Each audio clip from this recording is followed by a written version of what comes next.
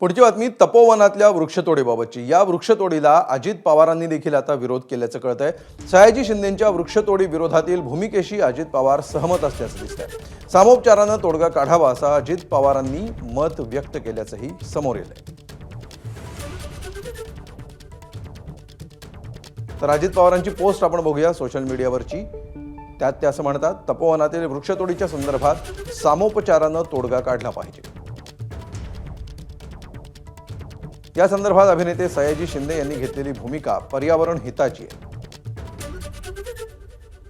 विकासाबरोबर पर्यावरणाचा समतोल राखणं ही देखील काळाची गरज आहे।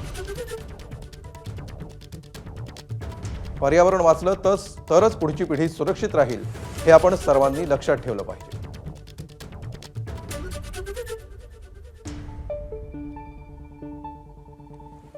तर तपोवनातल्या या वृक्षतोडीला होणाऱ्या विरोधावर मुख्यमंत्री फडणवीसांनीही प्रतिक्रिया दिली आहे।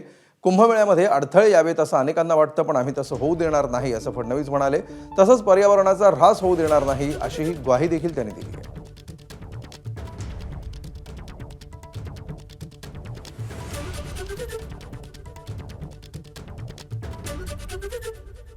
विनाकारण या संदर्भात ऍक्टिव्हिजम करणं काही लोकांनी सुरू केलं आहे।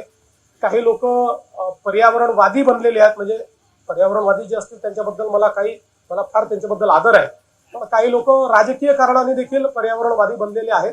त्यांना माझं एवढंच म्हणणं आहे की कुंभमेळा हा निसर्गाशी साधर्म्य साधणाराच आपल्या संस्कृतीचं एक प्रतीक आहे।